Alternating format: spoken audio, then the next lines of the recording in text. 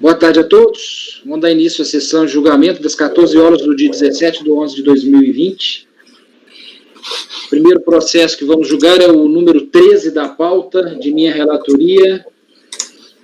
Guab Nutrição e Saúde é um processo, esse é um paradigma. Vai ser aplicado o resultado dele nos itens 14 a 20, os repetitivos. Deixa eu abrir aqui um instante só. Caso simples, desse que a gente tem tratado aqui. Erro no preenchimento da declaração, débito declarado em DCTF, questão de prova. Por bem descrever os fatos, adota o relatório da DRJ. Trata o presente processo de declaração de compensação de crédito fiscal zero, referente ao pagamento efetuado indevidamente ou a maior através do período de apuração de janeiro de 2011. A DRF Campinas não homologou a compensação, já que o pagamento indicado no decómpito já teria sido utilizado para quitar débitos dos contribuintes. Cientificado o despacho, a recorrente apresentou a manifestação de conformidade para alegar que teria declarado débito maior do DCTF, motivo pelo qual teria transmitido o PEDECOMP para se aproveitar do saldo do pagamento disponível, sem, porém, retificar a DCTF. Após a ciência do despacho decisório, teria providenciado a retificação. A questão é a retificação posterior ao despacho.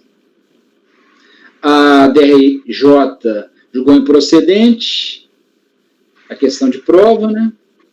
Regularmente cientificado, sujeito passivo interpôs recurso, com as seguintes alegações. Nulidade do despacho decisório, que desconsiderou a retificação do DCTF realizada pela recorrente, bem como os demais documentos anexados que corroboravam a efetiva existência do crédito que ora se pretende compensar, assim como deixou de apurar a verdade nos termos dos dispositivos acima citados, plenamente cabíveis à anulação dos referidos despacho decisório.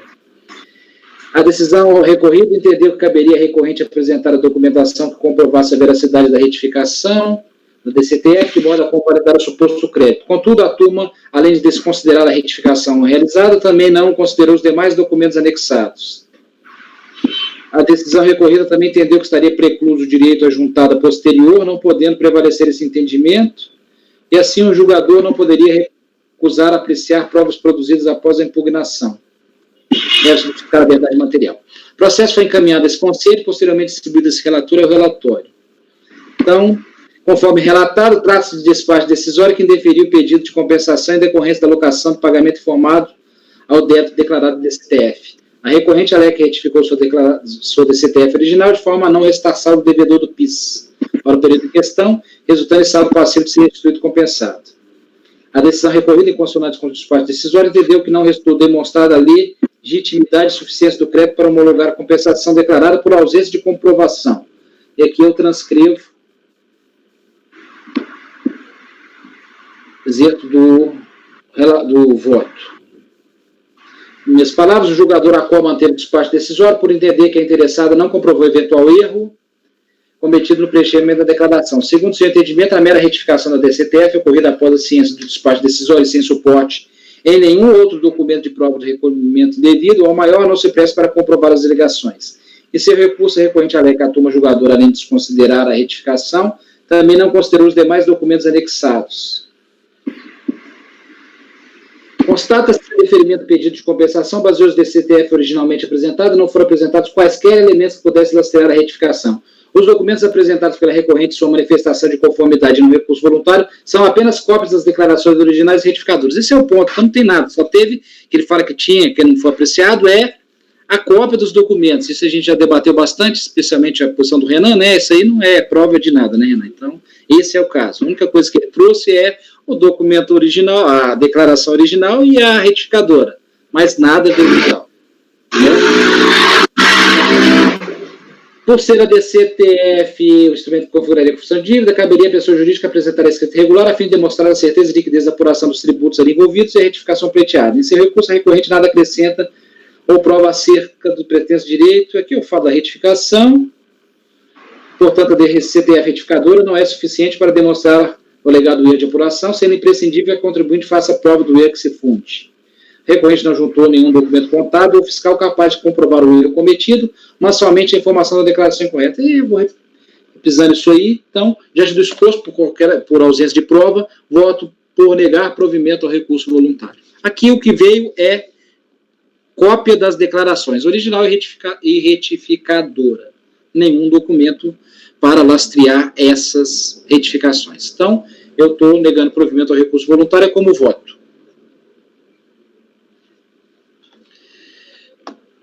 Debates, questionamentos? Então, Rodrigo. Oi? Nem a DACOM ele apresentou absolutamente nada. Não, aqui é só a cópia da declaração. Beleza. A gente já discutiu isso bastante, né? Essa declaração é exatamente isso que a gente quer comprovar, né? O lastro dela. Isso não veio em momento algum, nem na manifestação e nem agora. Ok. Né? Conselheiro Pedro? Eu acompanho o relator. Cíntia? Com o relator. Renan? Com o relator. Renata? Tá mudo, Renata? Desculpa. Com o relator. Lara? Acompanho, presidente. Sabrina? Acompanho. Thaís? Acompanho. Então, acordo os membros do colegiado por unanimidade de votos e negar provimento ao recurso voluntário. Esse é o 13 e aplica-se esse resultado por 14 ao 20. Só um instante para eu copiar o resultado.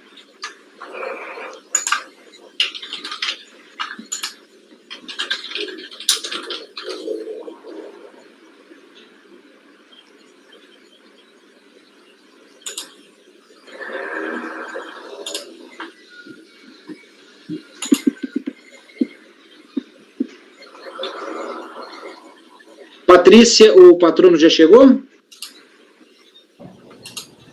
Já chegou, não? Já resolveu a questão da representação? Não, presidente.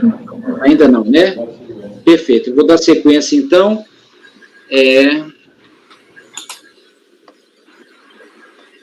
Próximo processo. Só um instante.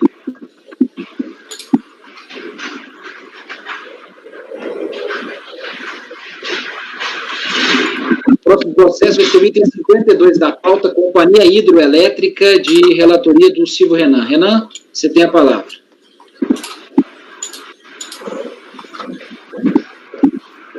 Bom, esse é também um caso muito simples, já entendimento. Tem só um microfone me dando eco, só para os colegas desativar. Acho que era o meu, desculpa. É caso de retificação da DCTF antes da emissão de despacho decisório. Simples assim, dos mesmos modos que a gente votou hoje pela manhã no processo da Cinti.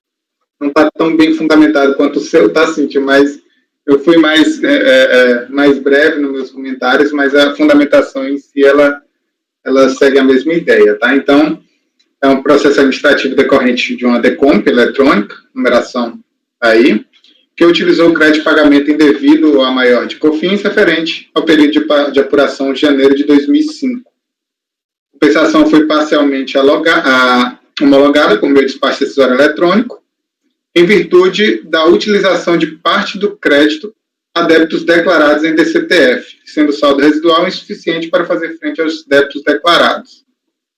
Ciente da decisão, apresentou manifestação de conformidade. A DRJ indeferiu, entendeu que por ter sido a DCTF apresentada após a DECOMP, e não tendo sido carreada aos autos as provas, né, ela entendeu por indeferir a manifestação de conformidade. E o contribuinte agora, em recurso voluntário, ele destaca que em 24 de agosto de 2016, a Chess já havia encaminhado ao fisco DACOM retificador com os valores corretos, já possuindo a Fazenda Nacional elementos suficientes para concluir o crédito em seu favor, ainda que em 22 de 4 de 2009 retificou a DCTF, fato ignorado pela decisão de primeira instância, mesmo que a declaração tenha sido apresentada posteriormente à não homologação da compensação. Eu até coloquei em aspas esse posteriormente à não homologação da compensação, porque dá a entender que a DCTF fosse apresentada após o despacho decisório, mas em consulta aos autos, como eu vou expor já passando ao voto, eu fiz uma planilha bem simples demonstrando os fatos do processo. Então, a apresentação da DECOMP, dia 6 de junho de 2006, o DACOM retificador, agosto de 2006, a DCTF retificador, abril de 2009, e a emissão do despacho decisório somente em junho de 2010, portanto, é o último evento desse processo administrativo.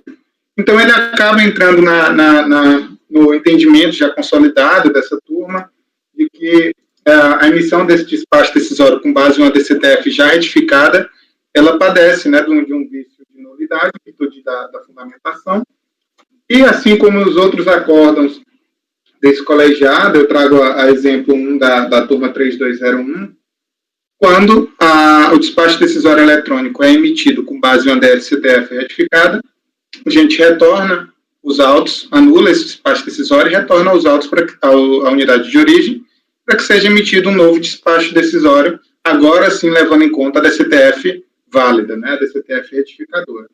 Então, uma síntese breve que faço, os fatos processuais são esses, né, eu faço algumas argumentações mais teóricas, mas eu creio que como o tema em si não é muito polêmico na turma, eu pretendo ser breve, apenas traçando essas diretrizes. Se a turma quiser mais algum detalhe, estou à disposição. Então, pelo exposto, tendo sido a decisão emitida com base em DCTF já retificada, voto por dar parcial provimento a recurso voluntário para que seja emitido novo despacho decisório, considerando-se a DCTF retificadora. É como voto. Ok, Renan. Igualzinho no item 8 da pauta, né? Mesma situação. Algum questionamento? Então, Pedro? Acompanho o relator. Cíntia? Acompanho o relator. Renata? O relator. Lara? Acompanho, presidente. Sabrina? Com o relator. Thaís? Acompanho. Eu também acompanho. Então, acordo os membros do colegiado por unanimidade de votos em dar provimento parcial ao recurso voluntário para anular o despacho decisório com retorno dos autos à unidade de origem para reanálise da PERDECOMP, considerando as informações constantes da DCTF retificadora, emitindo um novo despacho decisório. Vai ficar igual lá, tá, Renan? Beleza? Então, obrigado. Esse foi o item 52 da pauta. Agora, na sequência, 53 a 56. Só perguntar novamente para a Patrícia. Ainda nada, Patrícia? Não, presidente. Perfeito, ok. Então, seguindo. Termare, comercial, importadora, os itens 53 a 56. Cada um é diferente, Renata? Não, esse aqui são iguais. Perfeito. Então, você tem a palavra, os itens 53 a 56 da pauta. Então, como estava falando o Renan, né, e o presidente, que a matéria é muito semelhante a essas que já foram julgadas hoje.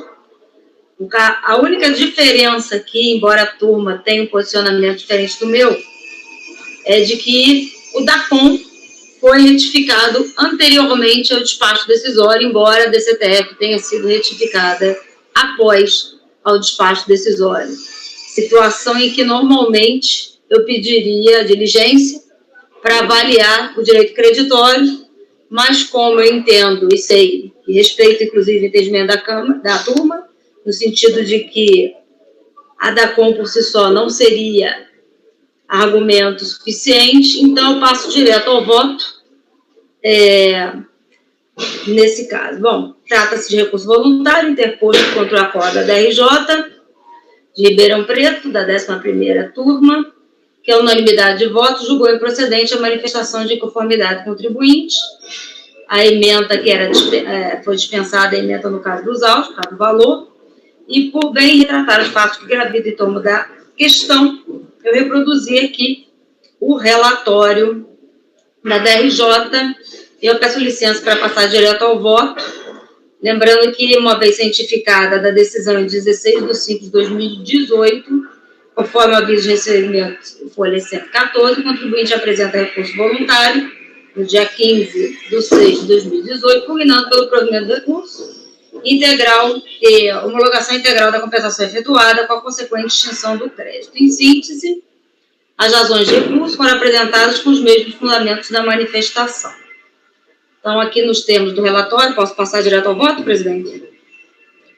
Nos termos do relatório, verifica-se a tempestividade do recurso voluntário, bem como o preenchimento de requisitos de admissibilidade, resultando em seu conhecimento. Trata-se de pedido de compensação, formulado e transmitido em 11/3/2014, visando aproveitamento de crédito de COFINS, decorrente do pagamento indevido a maior, realizado na competência de dezembro de 2011. Em 4/6/2014, mediante despacho decisório de folha 7, a compensação não foi homologada, tendo em vista aquela mesma coisa de sempre, né? Que as características do DARF apresentado já teria encontrado um outro débito alocado, motivo pelo qual a compensação não foi homologada. A recorrente explica que, em procedimento de revisão fiscal, constatou que o pagamento a maior da contribuição ao COFINS, referente à competência de dezembro de 2011, verificou esse pagamento a maior e transmitiu, dia 11/3/2014, a DCTF, tendo retificado anteriormente, no caso aqui o DACOM, ou seja, a DCTF... Renata, só um instante, alguém caiu. É o Pedro. Tudo bem.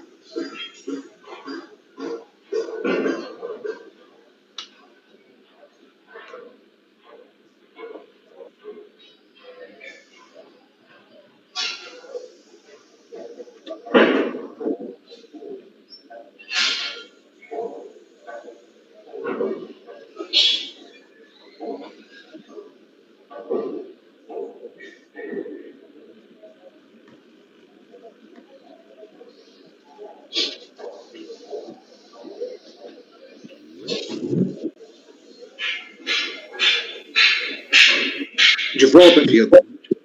Tá ouvindo? Tranquilo? Tá ouvindo? Pedro?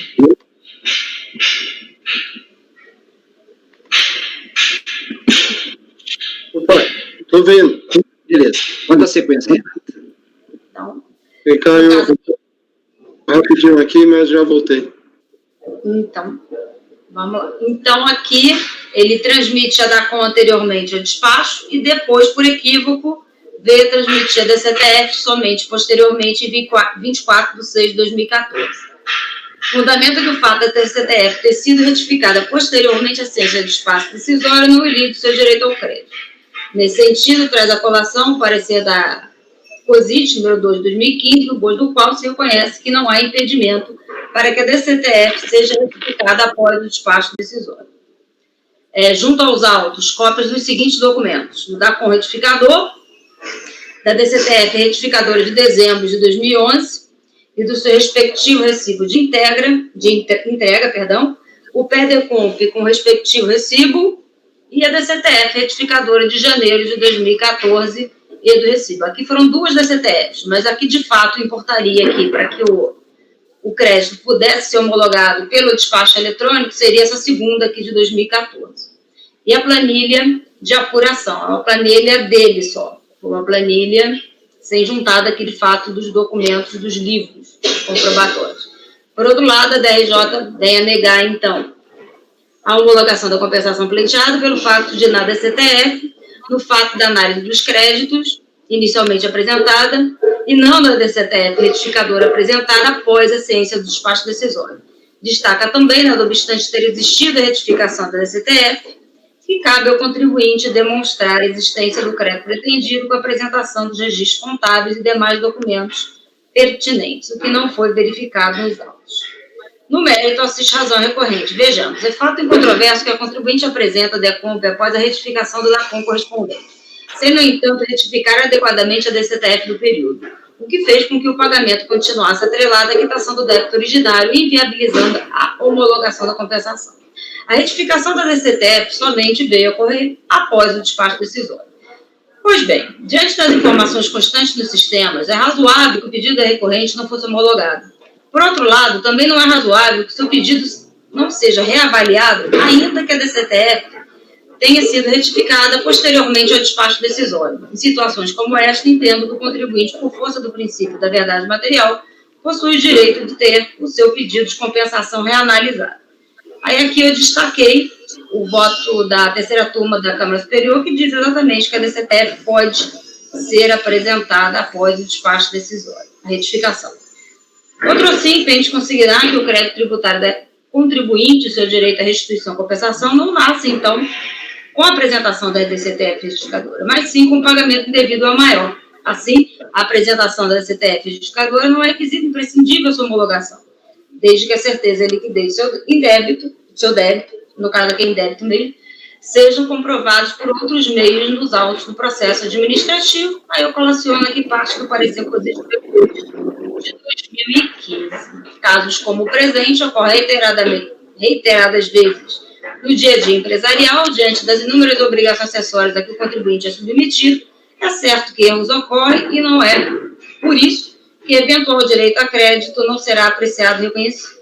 Assim, ciente de tais ocorrências e visando uniformizar o entendimento, a Receita Federal emite tal parecer, entendendo que seria possível a demonstração da existência de crédito passivo de compensação mediante a apresentação de DCTF retificadora, ainda que posterior ao despacho decisório, caso em que a DRJ poderia baixar os autos de diligência.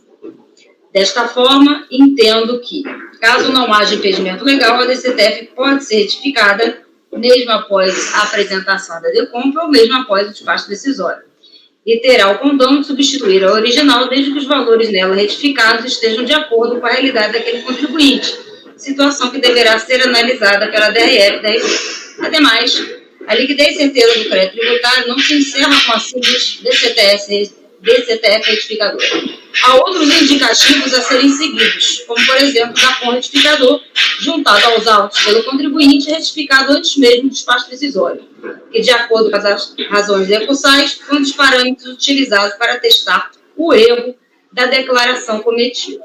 Nesse sentido, em respeito ao princípio constitucional do contraditório pela defesa, em busca da verdade material do processo administrativo, é cabível a oportunidade da recorrência uma melhor análise de seu crédito pela unidade de origem.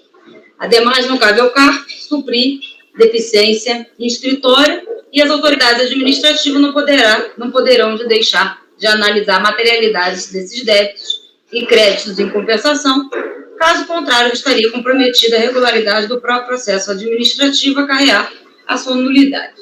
Então, diante do exposto, volto a dar parcial provimento ao recurso voluntário para que a unidade de origem aprecie a DCTF retificadora com relação ao crédito pleitoado, juntamente com o DACOM, e me confira a liquidez e certeza para a realização da compensação requerida.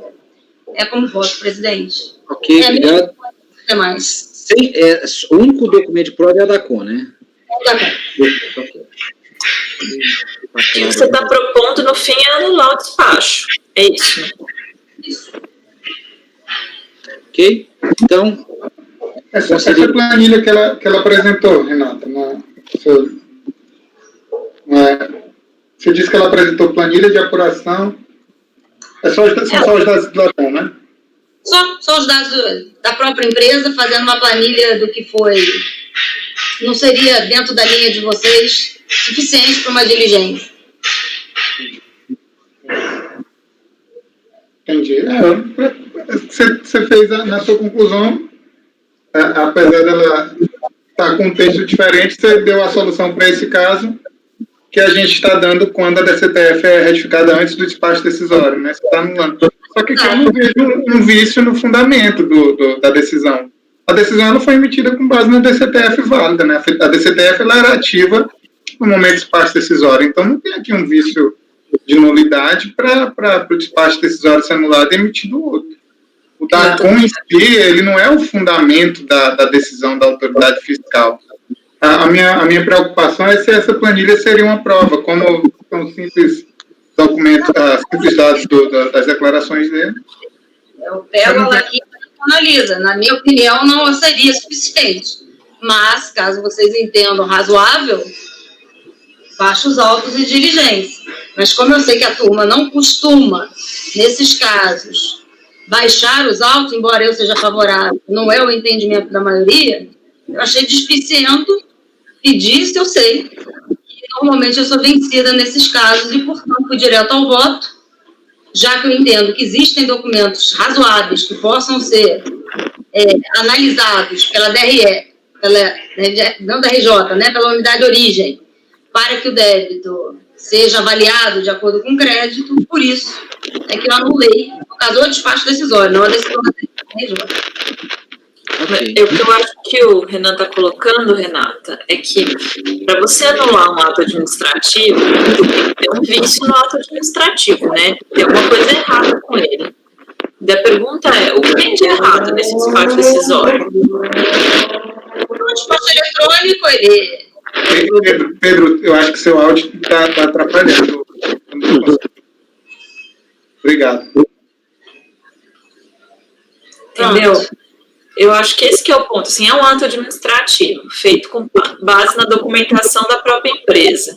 Na DCTF vale da época em que ele foi emitido. Então, qual seria o ponto de a gente falar esse ato administrativo está incorreto? Entendeu? Essa aqui é a dificuldade desse resultado final, entendeu? Porque você não está simplesmente dando provimento ao recurso voluntário. Você está anulando o despacho decisório. É mais que isso, você vai além, entendeu? Sim. Então, eu acho que essa é a dificuldade, se eu entendi bem o que o Renan está colocando, e eu concordo. Entendeu? Sim. Gente, aqui mas eu entendi o seu ponto, porque você não conseguiria também dar provimento ao recurso voluntário porque você tem uma decisão ilíquida. Então, você tentou resolver dessa forma.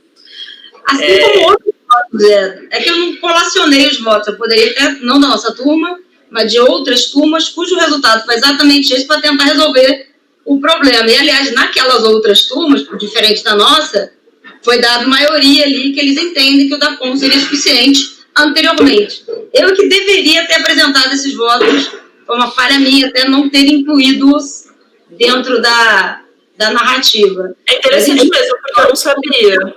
Sentido. Tem alguns votos do colegiado entendendo que o DACOM seria suficiente para voltar lá e analisar de novo. Entendi. Já que a minha diligência não seria acolhida, e eu entendo, de fato, que o DACOM seria razoável, por isso que foi a solução que eu acabei dando ao caso. Mas não sei, presidente, é uma questão que a gente está colocando assim, mas se a relatora entende que seria caso de anulação do despacho, tudo bem, a gente está, sim, colocando contraponto, né? Claro. Eu concordo com o Renan, não considero caso de anulação, não, porque a DCTF estava válida. No momento que ela foi transmitida, a DECOM, esses eram os dados que estavam constando do sistema, que ele mesmo informou como sendo o valor do débito do lançamento, e aí não é caso, no meu entendimento, não seria caso de nulidade, não, certo? Aí seria caso de mesmo, a questão aí seria mesmo meritória, se você acha que os documentos do processo são suficientes para dar provimento ao recurso voluntário ou não. No meu entender aqui, não são, porque, pelo que você está colocando aí, ele só juntou a DACOM, né? A DCTF e uma planilha de produção unilateral do contribuinte.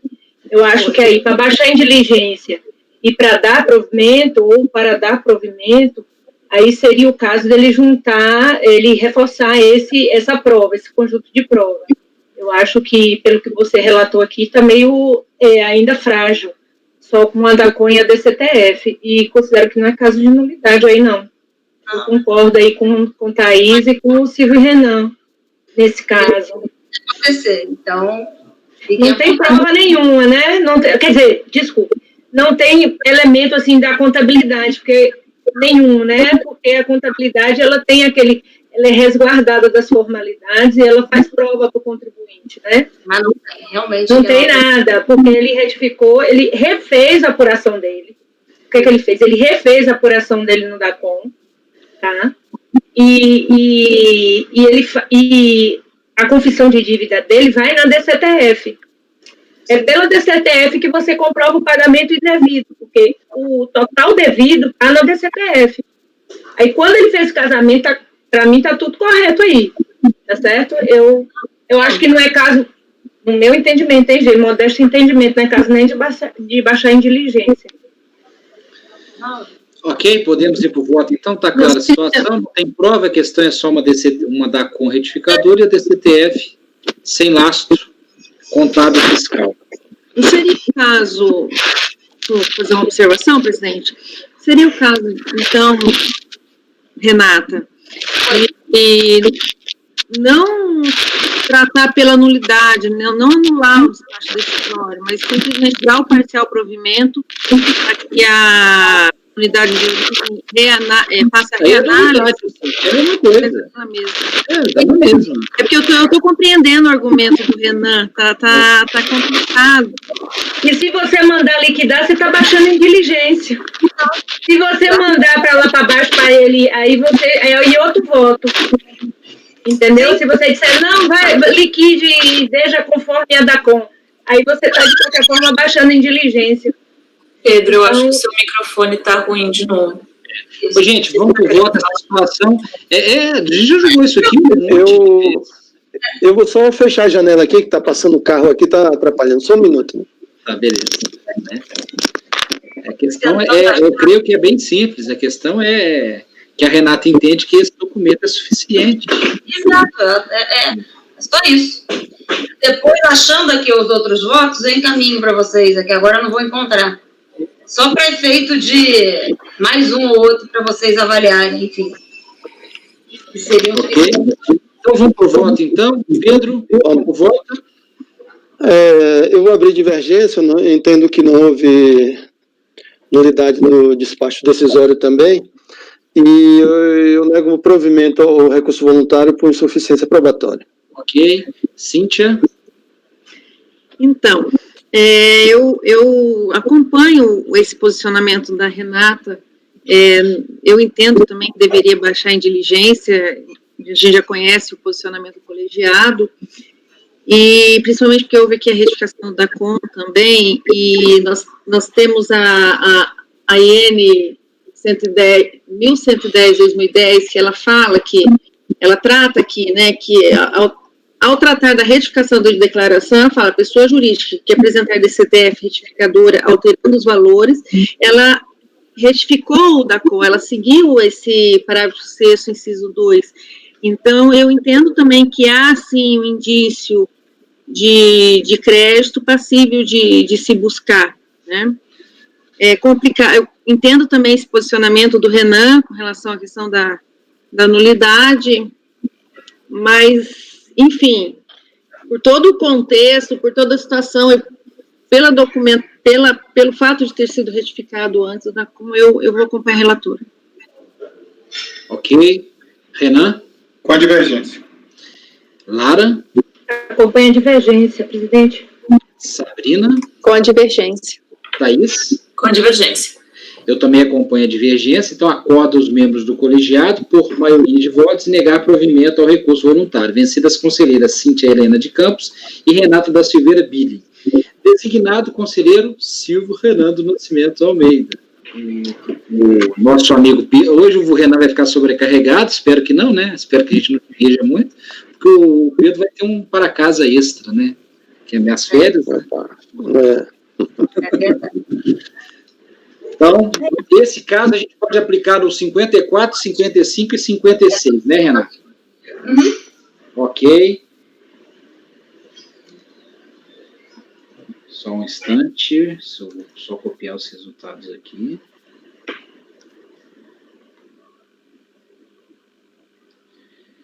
Gente, considerando, tendo em vista que um dos patronos não resolveu a questão, eu não vou prejudicar os demais, não. Então, eu vou fazer o julgamento à parte, só de acordo com o patrono, tá, Thaís? Certo. Só um segundinho, que eu já vou. Tem que preencher planilha e anotação da ata. Duas coisas ao mesmo tempo. Deixa eu ver aqui. Então, eu peço para a Patrícia, por gentileza, convocar a doutora Ana Luísa, que é a patrona dos itens 23, 38, 46, 40, 51 e... parece que 52. Não, só 51. Só a doutora Ana Luísa Morcelli Camacho, por gentileza, Patrícia. Só ela. Ok, presidente, farei a convocação. Qual é o item, presidente? Desculpa. Começa no 23. Julga esse 23 e depois a gente faz a distribuição. Tá.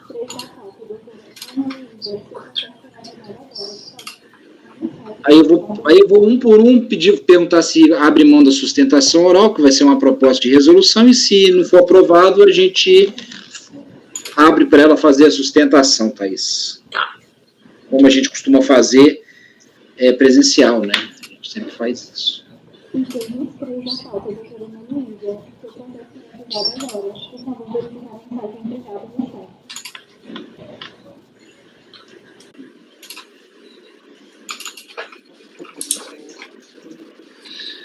Boa tarde, doutora Ana Luísa. Boa tarde. Tudo bom? Boa No seu caso, o seu é o 23, o 38, o 46 e o 51. Porque o 39 foi retirado de pauta, né? Apesar de estar no seu pedido também. Tá. Eu gostaria de verificar se a senhora abre mão da sustentação oral nesse primeiro momento, porque a conselheira relatora tem uma proposta de resolução. Tá. Então, se caso a resolução não for aprovada pelo colegiado, aí eu abro a palavra para a senhora fazer a sustentação oral do mérito da questão toda. E, de qualquer maneira, eu coloco na ata que a senhora fez o acompanhamento dos processos perfeito, sem nenhum problema. Pode ser assim? Tá. A proposta de resolução é para os 4, né? Sim, é o mesmo caso. Tá bom. Ok? Então, Thaís, você tem a palavra, é o item 23, 38, 46 e 51. Pode começar no 23, né? Se assim você concordar. Então, pessoal, para vocês conseguirem acompanhar, tá? Esses casos da FBA eram 32 processos. Se vocês forem aí na minha pasta T, eu fiz uma planilha do Excel com os 32 processos, tá? Então, essa numeração que vocês estão vendo nos processos aí na minha pasta, 1, 2, 3, 4, 5, 6, 7, é de acordo com a minha planilha do Excel e não de acordo com a pauta de hoje, tá? Então, vejam, o processo número 23 da pauta de hoje, que é o que a gente está julgando agora, o final 2004-92, na minha planilha ele é o número 27, tá? Então, eu estou lendo a proposta de resolução que na pasta está com 27 para vocês, FBA 2004-92. Se encontraram? Tá? Então, vamos lá. Trata-se de recurso voluntário em face de decisão proferida pela DRJ Ribeirão Preto, que julgou improcedente a manifestação de conformidade. Tá? Para iniciar o relato do fato, por bem consolidar os fatos, o relato do caso, por bem consolidar os fatos que ensejaram a autuação fiscal, colaciono o relatório do acórdão recorrido em verbis. Vocês vão ver aí, pessoal, que são pedidos de compensação, né? E que, basicamente, o crédito que está sendo pleiteado,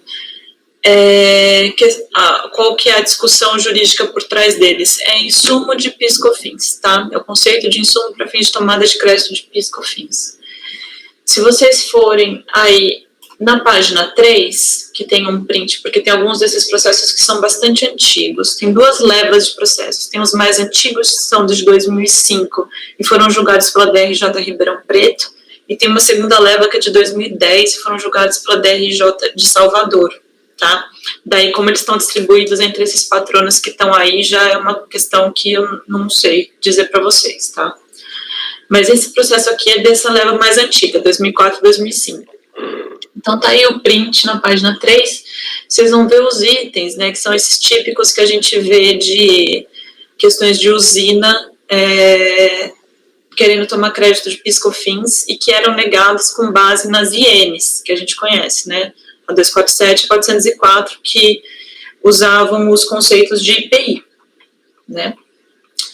Então, esse processo foi julgado dessa forma, e daí mais abaixo, então sobre esses itens que vocês estão vendo aí, né, aquisição de bens e serviços cujo creditamento não estava autorizado pela legislação regente com relação a armazém de açúcar, oficina mecânica, manutenção automotiva, oficina elétrica, tonéis de álcool, alimentação de empregados, ferramentas operacionais e materiais elétricos, despesas de estadia, despesas com serviços de logística, de exportação, frete marítimo, despesas portuárias, transporte ferroviário e aluguel de propriedade rural, tá? E a defesa do contribuinte, basicamente, é falando sobre o conceito de insumo de PIS/COFINS, tá? E depois ele adentra em cada uma das glosas. Isso vocês podem reparar na minha tabela do Excel também, tá? Qual que é a diferença que existe em alguns processos, tá? Esse especificamente que a gente está julgando, o número 27, ele não possui um laudo técnico a respeito dos itens, tá? Existem alguns processos que é juntado um laudo técnico da Universidade de São Paulo, da Faculdade Luiz de Queiroz, da Exalc. Nesse especificamente não tem, tá? E isso, na verdade, o que vai mudar é lá no meu resultado da resolução, que daí eu peço para vir esse laudo técnico. Nos que tem laudo técnico, não peço laudo técnico. Nos que não tem, eu peço para juntar, e é o mesmo laudo técnico para todos. Então, mesmo sendo períodos diferentes, mesmo sendo patronos diferentes, eu reparei que é o mesmo laudo técnico que existe aí, foi juntado na maioria, mas que em alguns não tem. Tá? Então, tá aí. Em seguida, a ementa da decisão da DRJ negando esse crédito porque adotou o conceito de insumo que vigia com base nas ienes, né?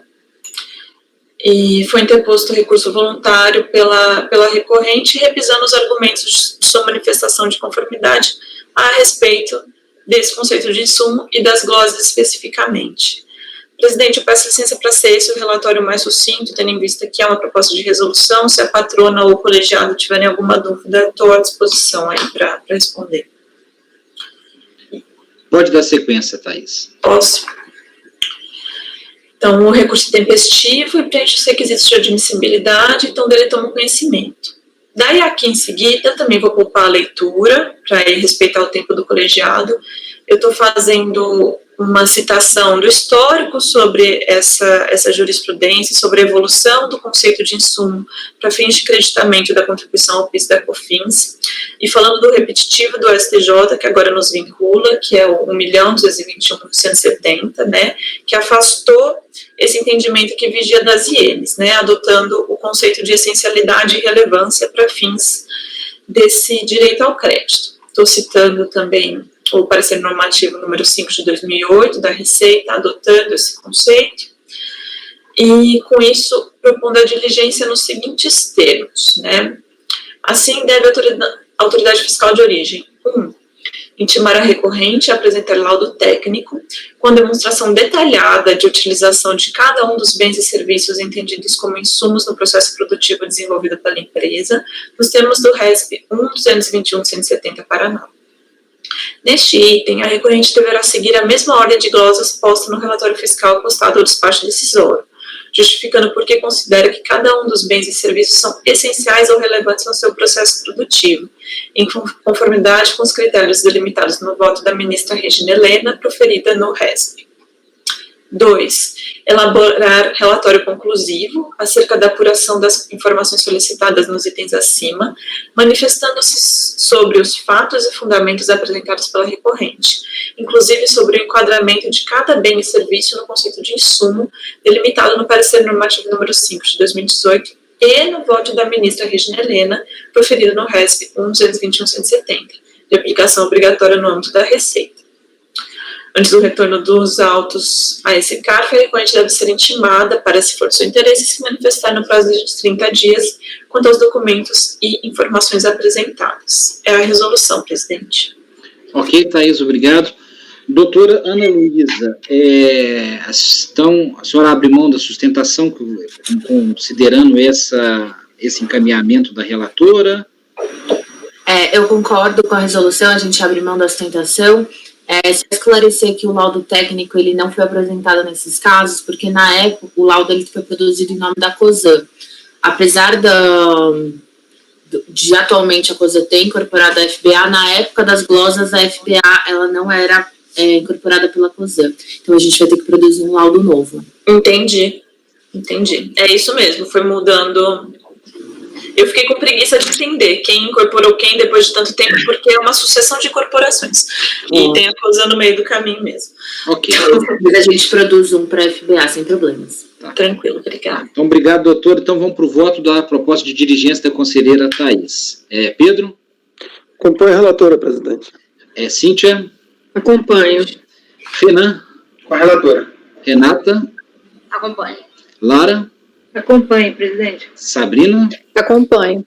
Eu também acompanho. Então, resolvem os membros do colegiado, por unanimidade de votos, converter o julgamento do recurso em diligência nos termos do voto da relatora. Acompanhou o julgamento a doutora Ana Luísa Morcelli Camacho, OAB São Paulo 398688.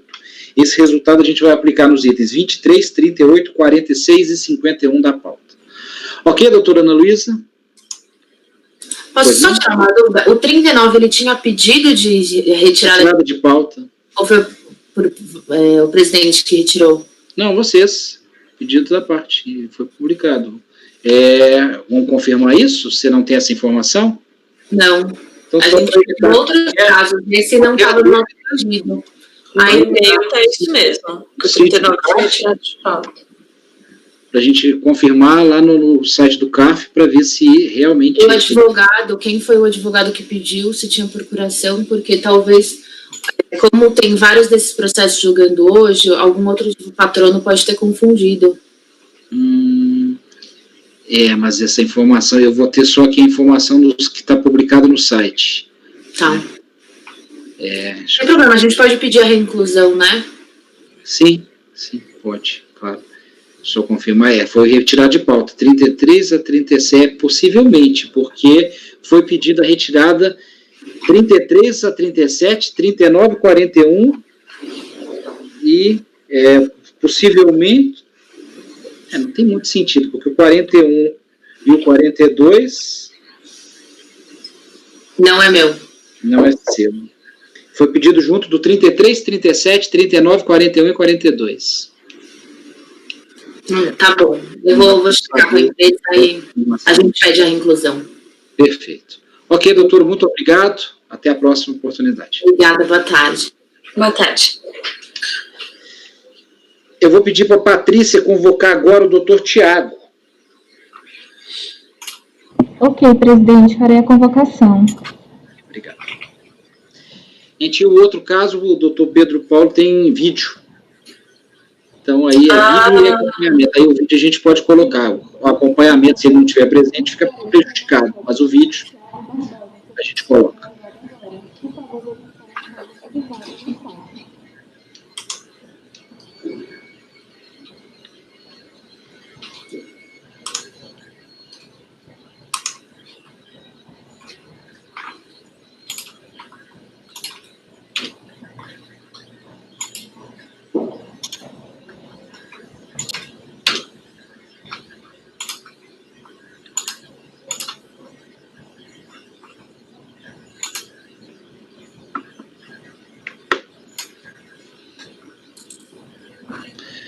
Boa tarde, doutor Tiago. Boa tarde, conselheiros. Doutor Tiago, Boa tarde a todos. Esse caso é o mesmo que nós julgamos anteriormente, e a conselheira Thaís tem uma proposta de resolução, de diligência, e aí eu gostaria de verificar com o senhor abre mão da sustentação oral, tendo em vista a proposta de diligência, e caso ela não seja aprovada, mas já foi aprovada nos itens anteriores, então possivelmente será aprovada, né? Aí, caso não fosse aprovado, o senhor faria as sustentações das questões de mérito. O senhor abre mão da sustentação nessa medida? Sem problema nenhum. Eu coloco o acompanhamento do senhor perfeitamente na ata da sessão, ok? Então, Thaís, o seu caso é o item, deixa eu pegar aqui, 24, 25 e 40 da pauta. O item 44, doutor, foi retirado de pauta a pedido da parte. Ok, obrigado. Então, 24, 25 e 40, Thaís, você tem a palavra. Tá, 24, presidente. No final, 2003, 46. Vamos ver aqui.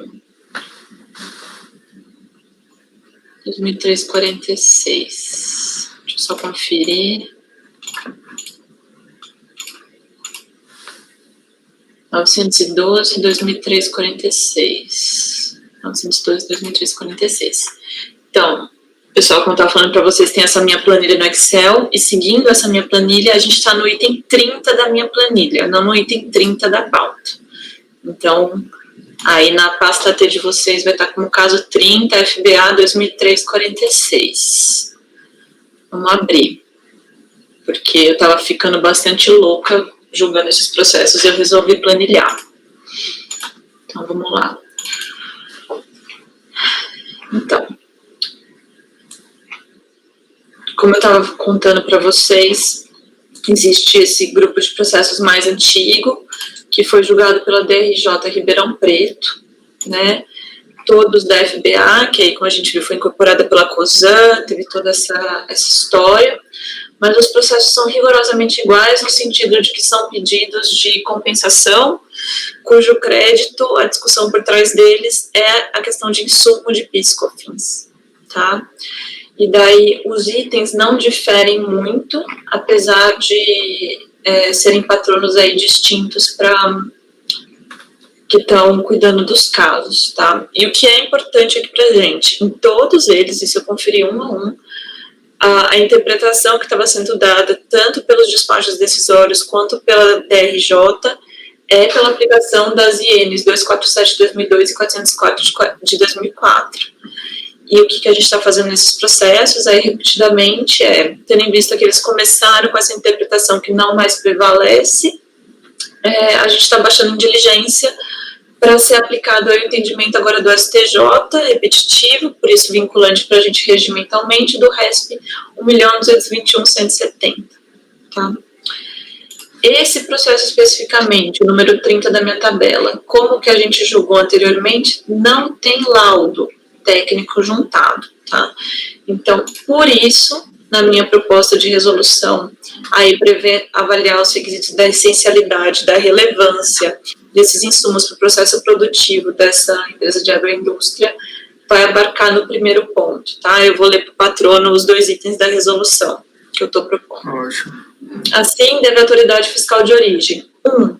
Intimar a recorrente a apresentar o laudo técnico com a demonstração detalhada da utilização de cada um dos bens e serviços entendidos como insumos no processo produtivo desenvolvido pela empresa, nos termos do RESP 1.221.170 Paraná. Nesse item, a recorrente deverá seguir a mesma ordem de glosas posta no relatório fiscal acostado ao despacho decisório, justificando por que considera que cada um dos bens e serviços são essenciais ou relevantes ao seu processo produtivo, em conformidade com os critérios delimitados no voto da ministra Regina Helena, proferido no RESP 1.221.170. 2. Elaborar o relatório conclusivo acerca da apuração das informações solicitadas nos itens acima, manifestando-se sobre os fatos e fundamentos apresentados pela recorrente, inclusive sobre o enquadramento de cada bem e serviço no conceito de insumo delimitado no parecer normativo número 5 de 2018 e no voto da ministra Regina Helena, no RESP 1.221.170, de aplicação obrigatória no âmbito da Receita Federal. Antes do retorno do processo a este CARF, a recorrente deve ser intimada para, se for de seu interesse, se manifestar no prazo de 30 dias quanto aos documentos e informações apresentados. É a resolução, presidente. Ok, Thaís. Ok, doutor Tiago. Tá ótimo, presidente. Perfeito. Então, vamos para o voto. Conselheiro Pedro. Acompanho a relatora, presidente. Cíntia. Acompanho a relatora. Renan. Com a relatora. Renata. Com a relatora. Lara. Acompanho. Sabrina. Acompanho. Eu também acompanho. Então, resolve os membros do colegiado, por unanimidade de votos, converter o julgamento do recurso em diligência nos termos do voto da relatora. Acompanhou o julgamento o doutor Tiago Barbosa Vanderlei, OAB São Paulo, 307.046. Ok, doutor Tiago? Ótimo, presidente. Muito obrigado. Eu gostaria de ver só se esse mesmo julgamento já pode ser replicado para os itens 25 e 40. Exatamente. Sim. Será replicado os itens 25 e 40. Excelente, presidente. Muito obrigado. Muito obrigado a todos os demais, a relatora. Eu que agradeço. Obrigado. Só um instante, tá, Thaís? Antes de dar sequência.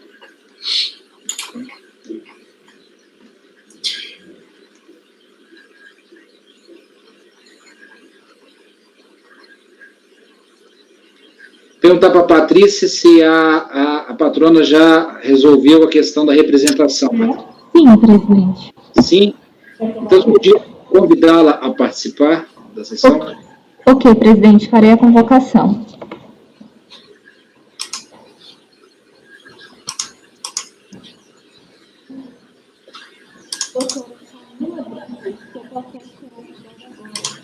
Qual que é o item, presidente? Agora a gente começa no 21, né? 21, é o primeiro. 21, 22, 26. Eu vou fazer o batimento, deixar a patrona entrar aqui para a gente... Não, mas só para eu pegar um, que nem eu estava pegando 21. Os outros, só no 21.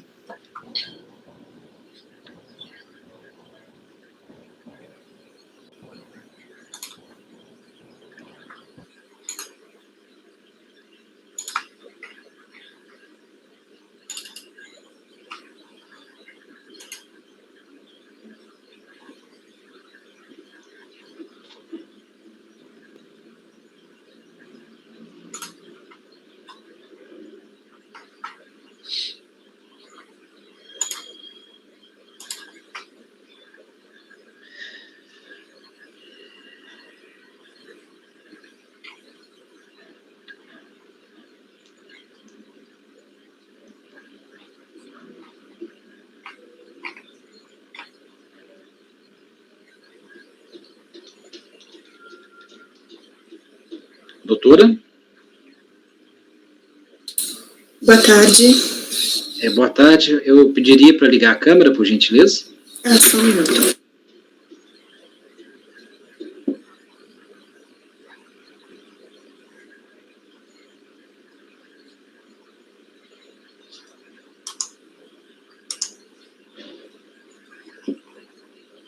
Presidente, está chovendo muito aqui, viu? Se acontecer alguma coisa, tipo, acabar a luz. Tá, mas falta pouco. Oremos. É só aguardar a patrona ligar a câmera que não está ligada. Pois não. Doutora, qual o seu nome? Camila. Camila? Brito. Camila Brito. Doutora Camila, seja bem-vinda à nossa turma. Eu tenho aqui na solicitação a sustentação oral por vídeo do Dr. Pedro Paulo Viana Roça. É o mesmo escritório? Isso, é o mesmo escritório. Tá, então eu vou colocar, a senhora é só para fazer o acompanhamento? Isso, só o acompanhamento. Perfeito, eu vou colocar então o vídeo do Dr. Pedro Paulo Viana Roça, logo após a doutora Thaís fazer a breve leitura. Doutora Camila, conforme a gente conversou com os demais patronos, há uma proposta de resolução da conselheira Thaís. Inclusive, os outros patronos abriram mão da sustentação oral. Por conta da proposta de resolução, nós não enfrentamos o mérito e os processos foram baixados em diligência. Creio que o mesmo acontecerá com o seu. Thaís, tendo em vista que o pedido já está feito e o vídeo já está aqui, eu acho que a gente vai ter que colocar esse vídeo. Qual a sua opinião a respeito, Thaís? Presidente, eu acho que depende um pouco da patrona que está acompanhando aqui, se ela se sentir à vontade de dispensar, porque a gente perguntou para os outros advogados que eram responsáveis pelo caso, né? Aqui ela está como responsável pelo caso. Se ela se sente à vontade de dispensar, a gente dispensa, senão a gente... Perfeito. Passa. Então, doutora Camila, a questão é essa. Os demais patronos abriram mão da sustentação oral, tendo em vista que o processo seria convertido em diligência, né? Aí eu faço essa colocação para a senhora como representante do escritório do Roca Star, do nosso ex-colega Sidney, né? Isso. Estou vendo o sobrenome dele aqui, só deve ter, com certeza, o escritório dele. Se vocês abrem mão da sustentação oral ou não. O processo vai ser baixado em diligência? Sim. Então tudo bem, sem problemas. Perfeito. Então eu coloco o acompanhamento, eu só peço para passar o seu nome completo, por gentileza. Camila Brito Fernandes Campos. Fernandes Campos. OAB 434 206. Como?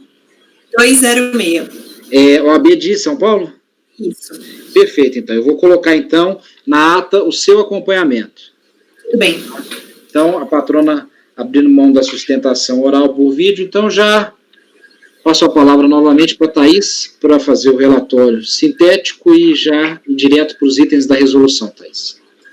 Bom, pessoal, mais um caso igual, que o problema aqui de direito é insumo de PiscoFins, conceito de insumo. Como nos demais, o despacho que não homologou os pedidos, as declarações de compensação, bem como a DRJ, se pautaram no conceito restritivo que existia nas IENs, né? Que, como a gente conhece, foram superados pelo repetitivo do STJ. Aqui, para vocês terem noção, eu vou ler rapidamente as glosas que a gente está falando, tá? Contando que a gente está no caso número 21 da pauta, que na minha planilha, no meu controle, é o número 1 de vocês. Então, é 1 FBA 2005-14, que eu estou lendo. Então, aqui quais são as glosas? Armazém de açúcar, Brigada de Combate a Incêndio, Oficina Caldeiraria, Oficina Mecânica, Manutenção Automotiva, Oficina Elétrica, Instrumentos, Tonéis de Álcool, Ferramentas Operacionais e Materiais de Utensílio Elétrico, Manutenção e Conservação Civil, Programa de Formação Profissional, Transporte de Turmas, Despesa de estadia, despesa de serviço de logística, despesas portuárias, aluguel de veículos e aluguel de propriedade rural. Tudo isso correlacionado com o problema do conceito de insumo para fins de crédito de PiscoFins. Por isso, aí, mais uma vez, a defesa vai nesse sentido, falando dessa divergência com relação ao conceito, que a gente adota aqui, regimentalmente, por conta do repetitivo do STJ, número 1.221.170. E por conta dele, de que agora a gente adota os conceitos de essencialidade e relevância para conseguir verificar se o contribuinte tem direito a esse crédito pleiteado ou não, eu proponho a resolução nos seguintes termos. Detalhe importante, vejam que esse caso aqui, diferente dos demais que a gente viu até agora, vejam no final do relatório, em amarelo. Em folhas 372 a 534, foi juntado o laudo técnico formulado pelos professores da Escola Superior de Agricultura Luiz de Queiroz da Universidade de São Paulo, a respeito do ciclo produtivo do açúcar e álcool, para fins de demonstração da legitimidade dos créditos relativos aos insumos pleiteados no presente processo. Tá? Então, tendo em vista que nesse processo já existe o laudo, quais são os quesitos da diligência que eu estou propondo? Tá? Lá já no finalzinho, página 8. Assim, deve a autoridade fiscal de origem, 1. Intimar a recorrente a apresentar demonstração detalhada da utilização de cada um dos bens e serviços entendidos como insumo no processo produtivo desenvolvido pela empresa nos termos do RESP. Então, não apresentar o laudo, mas falar especificamente das glosas, né? Neste item, a recorrente deverá seguir a mesma ordem de glosas proposta no relatório fiscal, acostado ao despacho decisório, justificando por que considera que cada um dos bens ou serviços são essenciais ou relevantes ao seu processo produtivo, em conformidade com os critérios delimitados no voto da ministra Regina Helena, proferido no RESP 1.221.170. 2. Elaborar relatório conclusivo acerca da apuração das informações solicitadas nos itens acima, manifestando-se sobre os fatos e documentos apresentados pela recorrente, inclusive o laudo técnico de folhas 372, tratando também sobre o enquadramento de cada bem e serviço no conceito de insumo delimitado no parecer normativo número 5 de 2018 e do voto da ministra Regina Helena, proferido no RESP 1.221.170, de aplicação obrigatória no âmbito da Receita. Antes do retorno do processo a este CARF, a recorrente deve ser intimada para, se for do seu interesse, manifestar-se, vou ter que corrigir nos 32, processo, manifestar-se no prazo de 30 dias quanto aos documentos e informações apresentados. É a resolução, presidente. Ok, Thaís. Doutora Camila, está bem compreendido? Sim. Ok, então vamos para o voto. O conselheiro... O Pedro caiu, só aguardar um instante o Pedro.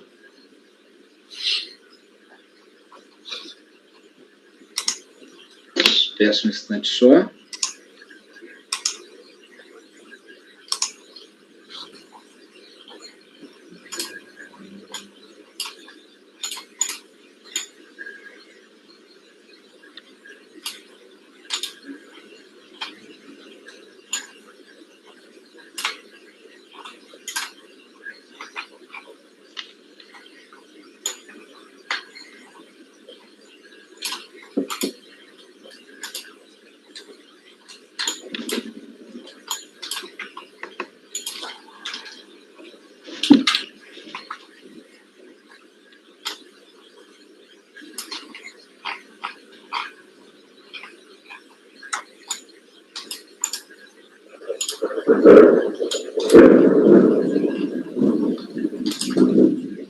Essa chuva é aonde, gente? Na minha casa, te falei. Será que o Pedro tá sabendo que ele caiu? Vou mandar uma mensagem para ele. Eu mandei aqui uma no Mandou? privado e ele não viu, não.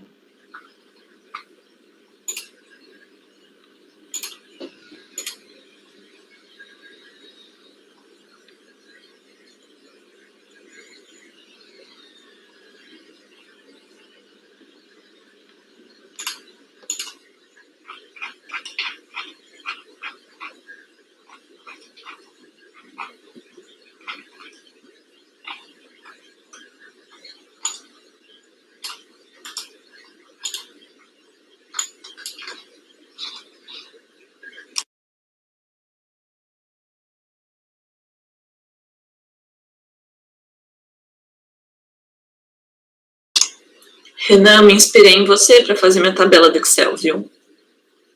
Aprendi com o mestre os processos de perder comp repetitivos.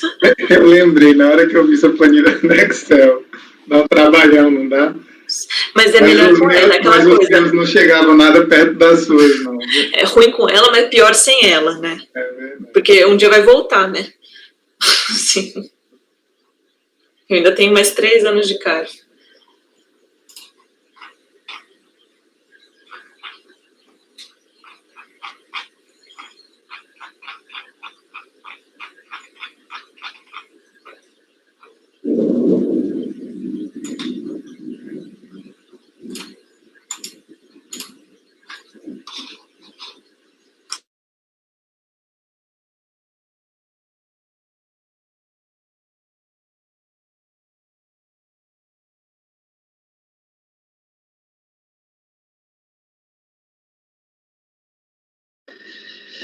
Já consegui falar com ele no telefone mesmo, né, no WhatsApp, não. Já vai entrar já.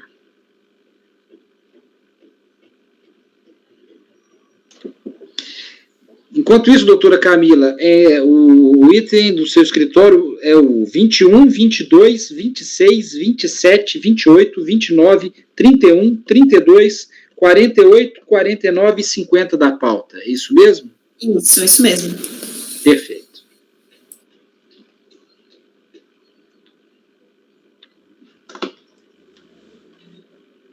Presidente, então, para eu confirmar, de tudo que foi julgado, desses 3 patronos que vieram aí, então, o que não foi retirado de pauta, posso ir falando um por um?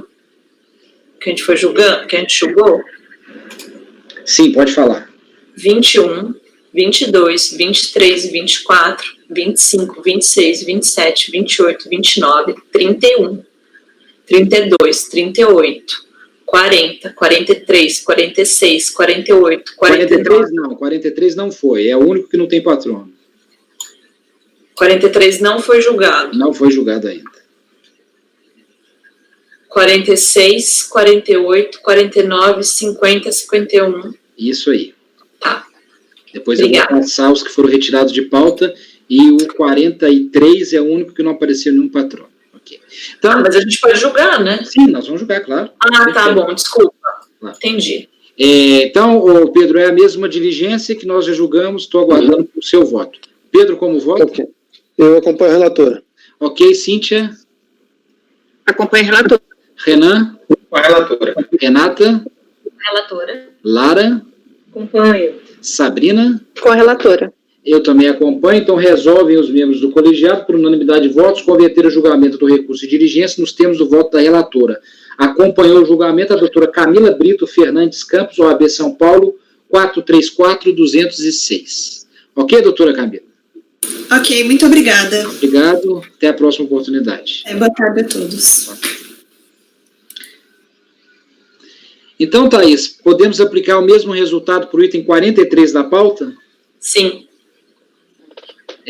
Aplicando o mesmo resultado para o item 43 da pauta, que é o único que não teve nenhum patrono, que a gente também não julgou.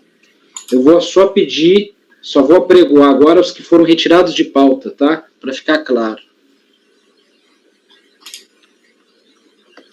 Foram os itens 30, 33, 34, 35, 36, 37, 39, 41, 42, 44, 45 e 47.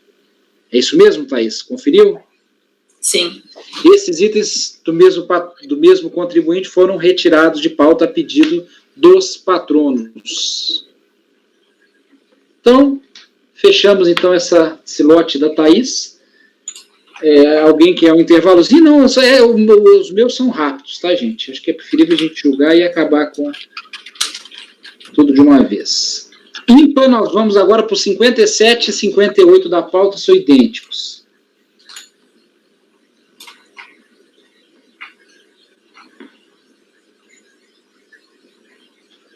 Isso não tem patrono, deixa eu confirmar aqui, não tem nada. Não é o 53 da... Não, desculpa. 53, 54, 52 a 56 nós já julgamos, Thaís. Verdade, entendi. Ok? Então, só faltando esses 3.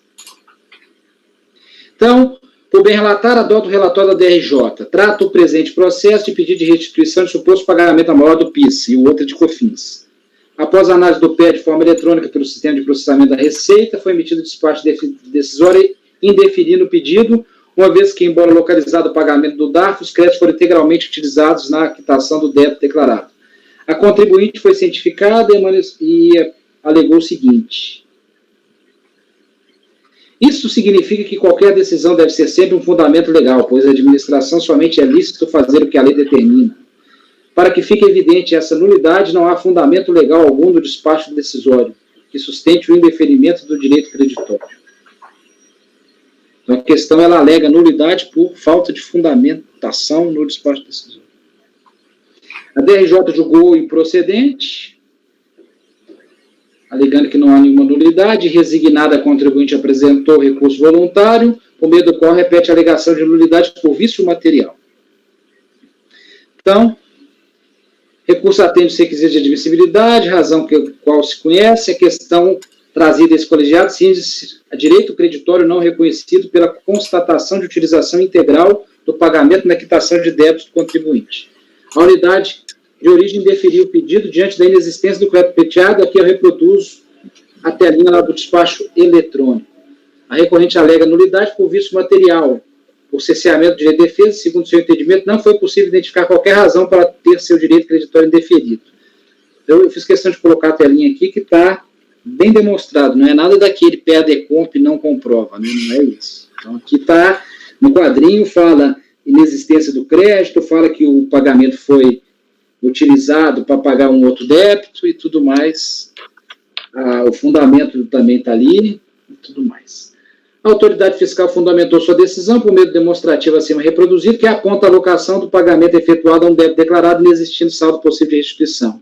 Também não há que se falar em inovação trazida pelo julgador de primeiro grau na apresentação da matéria, que apenas trouxe os fundamentos necessários para rechaçar as alegações do sujeito passivo trazidas na manifestação.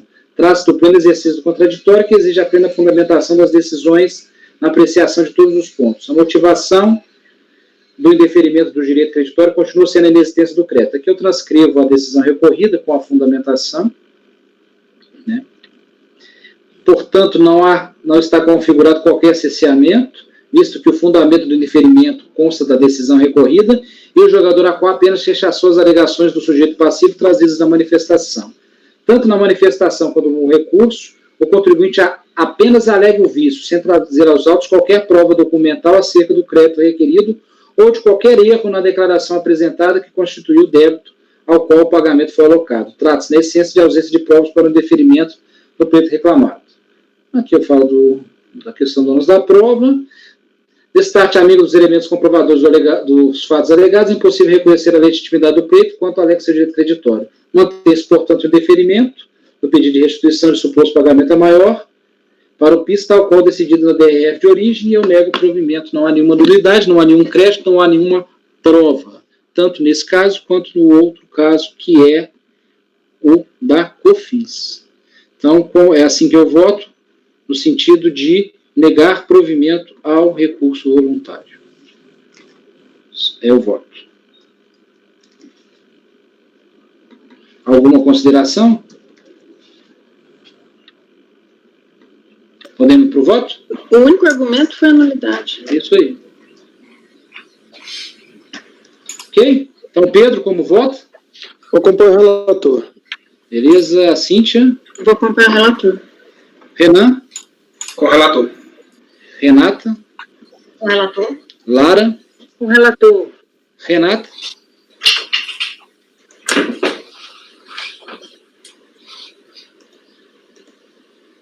Renata? Tá mudo, Renato. Vocês não me ouviram? Não. O relator. Desculpa. Thaís? Acompanhe. Então, acordo dos membros do colegiado, por unanimidade de votos, e negar provimento ao recurso voluntário. Esse é o item 57 e 58. 59 tem ligação, é o processinho de multa. É o Smurfit Capa do Brasil. Aqui.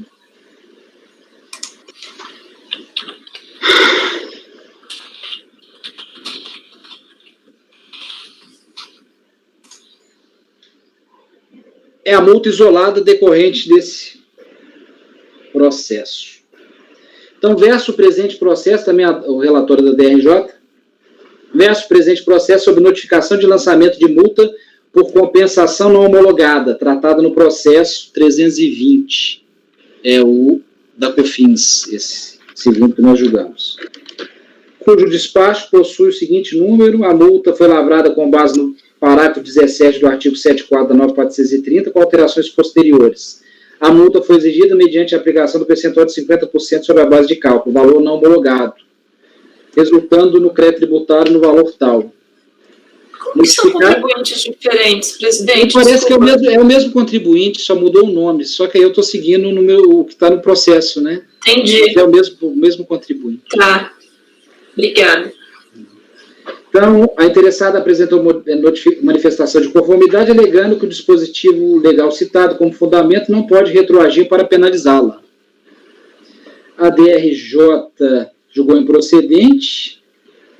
Resignada, a contribuinte apresentou recurso voluntário, por meio da qual alega o cerceamento de direito de defesa pela deficiência no lançamento e que a norma sancionadora teria sido instituída pela Lei 13.097 de 2015, sendo válida apenas para fatos posteriores. O relatório, então, o recurso atende todos os requisitos, razão pela qual se conhece. A questão se a multa de compensação não homologada. Essa compensação não homologada nós já decidimos, né? Então, a questão é a retroatividade ou não, a alegada retroatividade ou não desse parágrafo 17 do artigo 74 da 9.430, com a redação dada pela Lei 13.097, de 19 de janeiro de 2015. A parte alega que isso aí só vale para fatos posteriores. Ainda que a notificação tenha sido emitida de forma eletrônica e contém informações sintéticas sobre o fato, como é característico em tal tipo de lançamento de ofício, nela constam as informações suficientes para o pleno exercício do direito de defesa da recorrente. O fato, compensação indevida com o número do processo de crédito e da deconta, o valor e o enquadramento legal. Por tal razão, a própria recorrente, em seu recurso voluntário, informa que o despacho decisório a que se refere à notificação foi proferido em 3 de abril de 2014. E não existe, portanto, qualquer vício no lançamento que poderia ensejar a nulidade do procedimento, conforme disposto no artigo 5960 do Decreto 7235, que foi realizado por autoridade competente ao assegurado o pleno exercício do direito de defesa. Também se equivoca a recorrente quando a sua alegação de que inexistiria sanção para compensação não homologada à época dos fatos. Transcreva o artigo 74 da 9.430 e os parágrafos 15 e 17 com suas alterações e vigência. Então, esse dispositivo foi alterado, só que tinha dispositivo semelhante antes. Né? Conforme já destacado pelo julgador Acor, em que pese a revogação da multa quanto ao pedido de ressarcimento indeferido, isso que caiu, né? Foi mantida na legislação a exigência da multa de 50% sobre o valor do débito objeto de declaração de compensação não homologada, previsto no artigo 74, parágrafo 17 da 9.430. A conduta já era configurada como infração no parágrafo 17, na redação dada pela Lei 12.249 de 2010, e continuou como infração no mesmo parágrafo 17, após a Lei 13.097 de 2015. A redação dada pela MP 656 de 2014 e pela Lei 13.097 de 2015 combinou penalidade menos severa aplicada sobre o valor do débito não homologado. Entretanto, no presente, tal modificação em nada altera a exigência constante do presente lançamento, pois a fiscalização considerou o valor dos débitos compensados. A legislação instituiu a multa de 50% por compensação não homologada, enquanto se vigente, e esse Conselho não é competente para enfrentar matérias constitucionais em obediência à súmula CARF número 2. Pelo exposto, voto por negar provimento ao recurso voluntário. É como voto. Então, aqui, a gente está falando de multa por compensação e considerando o valor dos débitos compensados. Não tem nada a ver com aquilo que foi revogado. E essa previsão já existia antes dessa Lei 13.097 e a MP, com a redação original, 656 de 2014. Então, não há nada de que, à época, não tinha a previsão para essa penalidade. Então, é como voto. Presidente, fica uma dúvida só, se puder me ajudar. É isso mesmo, que caiu foi a multa por ressarcimento, daí, então, o que aplica aqui é 50% sobre o valor do débito não homologado. Débito compensado, indevidamente. Não homologado, perfeito. Não são, eu estou entendendo que são coisas diferentes. Do valor do débito compensado. Compensado é o que foi homologado, não é? Indevidamente. Indevidamente, tá, isso. Ah, tá. Compensado indevidamente. Compensado indevidamente, faltou a palavrinha. Né? Ah, tá. Perfeito.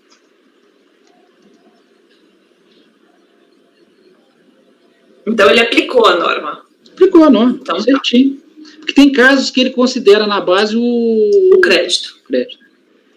A minha dúvida também era essa, Thaís. Eu já vi diversos pedidos de revisão de ofício da própria unidade de origem já em sede de revisão de ofício já aplicar a retroatividade da nova norma, né, alterar a base de cálculo da multa do crédito para o débito, porque muitas vezes o contribuinte declara 1 milhão de crédito, mas só utiliza 10 mil. Então, a multa teria que ser só sobre os 10 mil para a nova legislação. Como o presidente já falou que já foi utilizada a base de cálculo nova, não foi falar em retroatividade benigna. Exatamente. Joia, obrigada. Beleza? Podemos votar então, Pedro? Antes do Pedro cair novamente, tá preto a tela, Pedro, pelo menos para mim. Para mim também. Deixa eu ver aqui. Melhorou aí? Tá bom? Não. Agora sim. Estou com os problemas de conexões aqui. Eu vou terminar para ver se eu resolvo aqui. Terminar. É o último caso. Uhum. Então, como vota? Exato. Pedro, como vota? Ok? Não ouvimos, Pedro. Eu acompanho o relator. Ah, beleza. Obrigado. Cíntia? Acompanho o relator. Renan? O relator. Renata? O relator. Lara? Acompanho, presidente. Sabrina? Com o relator. Thaís? Acompanho. Então, acordo os membros do colegiado, por unanimidade de votos, negar provimento ao recurso voluntário. Antes que qualquer um caia, né? Encerramos a sessão de julgamento da tarde do dia 17/11/2020. Eu peço o apoio para interromper a gravação. Ok, presidente.